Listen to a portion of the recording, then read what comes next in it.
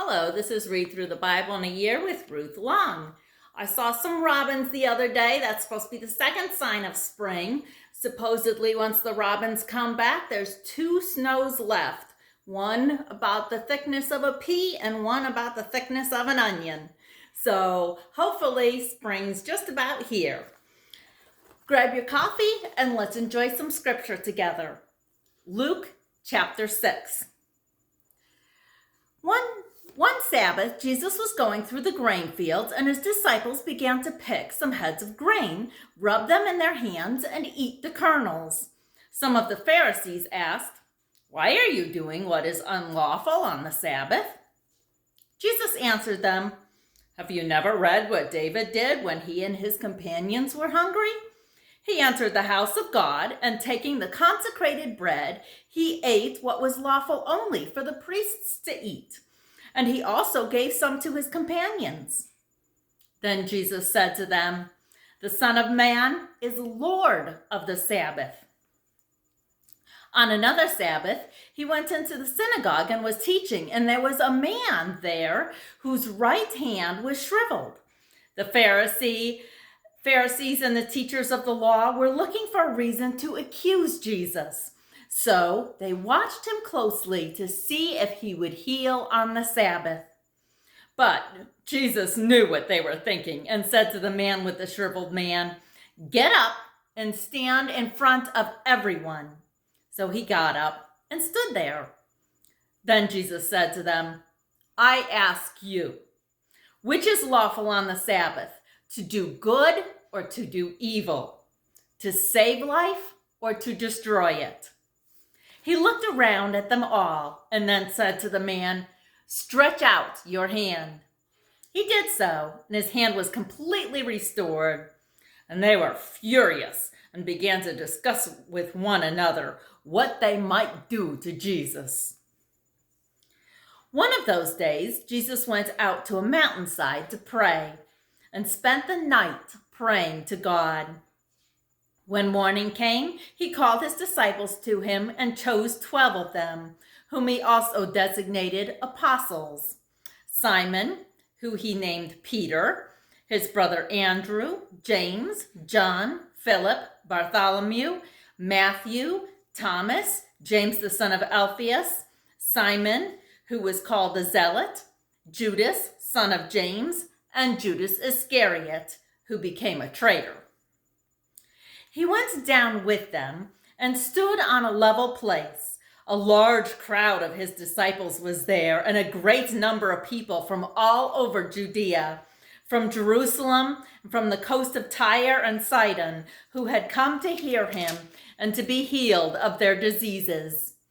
Those troubled by evil spirits were cured, and the people all tried to touch him because power was coming from him and healing them all. Looking at his disciples, he said, "Blessed are you who are poor, for yours is the kingdom of God. Blessed are you who hunger now, for you will be satisfied. Blessed are you who weep now, for you will laugh. Blessed are you when men hate you, when they exclude you and insult you and reject your name as evil because of the Son of Man. Rejoice in that day and leap for joy, because great is your reward in heaven, for that is how their fathers treated the prophets. But woe to you who are rich, for you have already received your comfort. Woe to you who are well fed now, for you will go hungry. Woe to you who laugh now, for you will mourn and weep. Woe to you when all men speak well of you, for that is how their fathers treated the false prophets. But I tell you who hear me, love your enemies, do good to those who hate you, bless those who curse you, pray for those who mistreat you. If someone strikes you on one cheek, turn to him the other also. If someone takes your cloak, do not stop him from taking your tunic.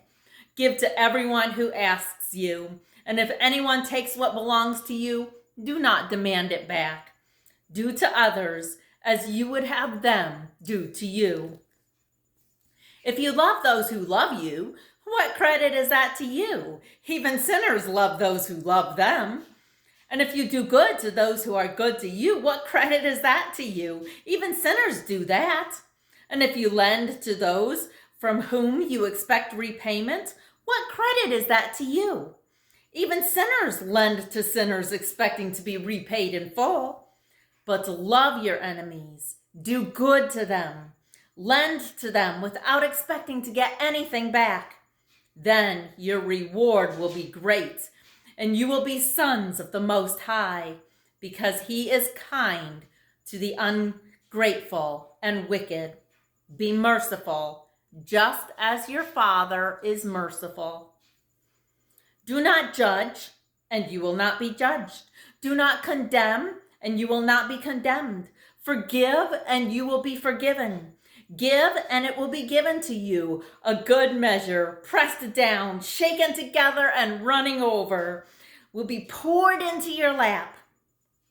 For with the measure you use, it will be measured to you.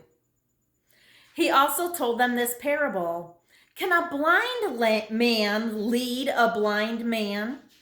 Will they both not fall into a pit? A student is not above his teacher, but everyone who is fully trained will be like his teacher. Why do you look at the speck of sawdust in your brother's eye and pay no attention to the plank in your own? How can you say to your brother, "Brother, let me take the speck out of your eye," when you yourself fail to see the plank in your own eye? You hypocrite! First take the plank out of your eye, and then you will see clearly to remove the speck from your brother's eye. No good tree bears bad fruit, nor does a bad tree bear good fruit. Each tree is recognized by its own fruit. People do not pick figs from thorn bushes or grapes from briars. The good man brings good things out of the good stored up in his heart, and the evil man brings evil things out of the evil stored up in his heart. For out of the overflow of his heart, the mouth speaks. Why do you call me Lord, Lord, and do not do what I say? I will show you what he is like who comes to me and hears my word and puts them into practice. He is like a man building a house who dug down deep and laid the foundation on rock. When a flood came, the torrent struck the house, but could not shake it because it was well built. But the one who hears my words and does not put them into practice is like a man who built a house on the ground without a foundation. The moment the torrent struck that house, it collapsed, and its destruction was complete. Psalm chapter 50. The mighty one, God, the Lord, speaks and summons the earth from the rising of the sun to the place where it sets. From Zion, perfect in beauty, God shines forth. Our God comes and will not be silent. A fire devours before him, and around him a tempest rages. He summons the heavens above and the earth, that he may judge his people. Gather to me, my consecrated ones, who made a covenant with me by sacrifice. And the heavens proclaim his righteousness, for God himself is judge. Hear, O my people, and I will speak. O Israel, and I will testify against you. I am God, your God. I do not rebuke you for your sacrifices or your burnt offerings, which are ever before me. I have no need of a bull from your stall or a goat from your pens. For every animal of the forest is mine, and the cattle on 1,000 hills. I know every bird in the mountains, and the creatures of the field are mine. If I were hungry, I would not tell you, for the world is mine, and all that is in it. Do I eat the flesh of bulls, or drink the blood of goats? Sacrifice thank offerings to God. Fulfill your vows to the Most High, and call upon me in the day of trouble. I will deliver you, and you will honor me. But to the wicked, God says, what right have I to recite my laws or take my covenant on your lips? You hate instruction and cast my words behind you. When you see a thief, you join with him. You throw in your lot with adulterers. You use your mouth for evil and harness your tongue to deceit. You speak continually against your brother and slander your own mother's son. These things you have done, and I kept silent. You thought I was altogether like you, but I will rebuke you and accuse you to your face. Consider this, you who forget God, or I will tear you to pieces with none to rescue. He who sacrifices thank offerings honor me, and he prepares the way so that I may show him the salvation of God. Genesis chapter 50. Joseph threw himself upon his father and wept over him and kissed him. Then Joseph directed the physicians in his service to embalm his father Israel. So the physicians embalmed him, taking a full 40 days, for that was the time required for embalming, and the Egyptians mourned for him 70 days.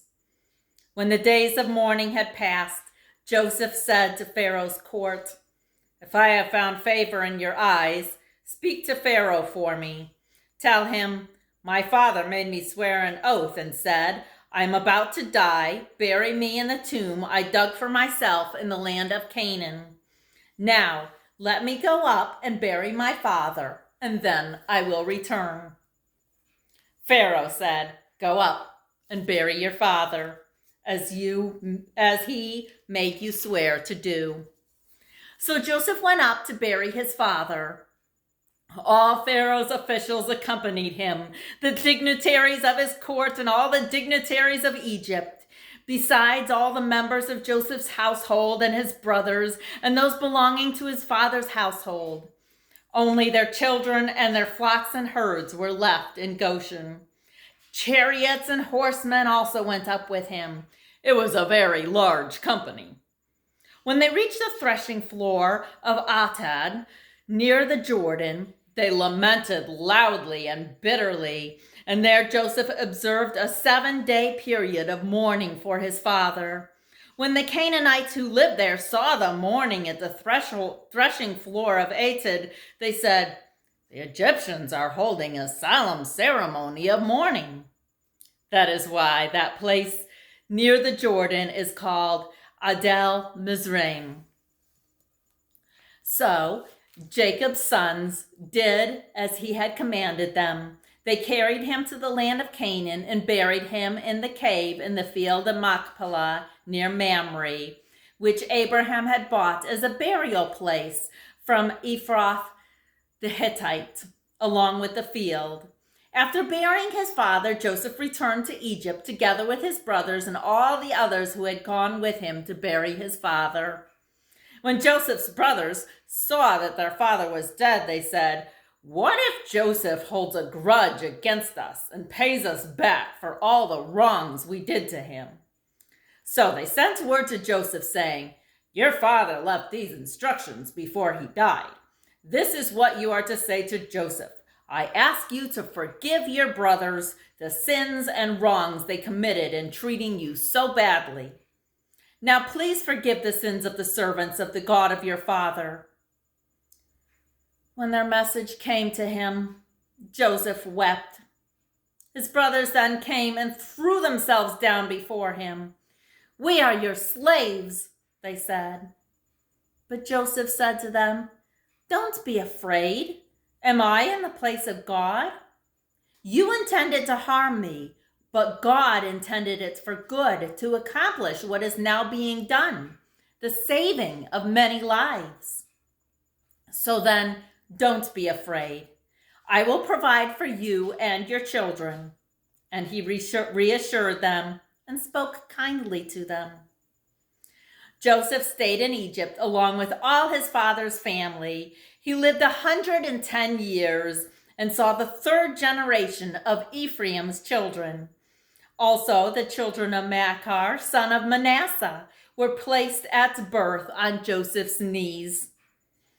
When Joseph said to his brothers, "I am about to die, but God will surely come to your aid and take you up out of this land to the land he promised on oath to Abraham, Isaac, and Jacob."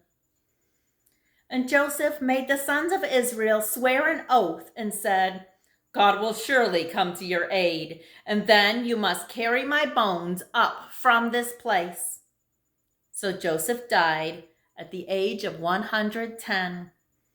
And after they embalmed him, he was placed in a coffin in Egypt.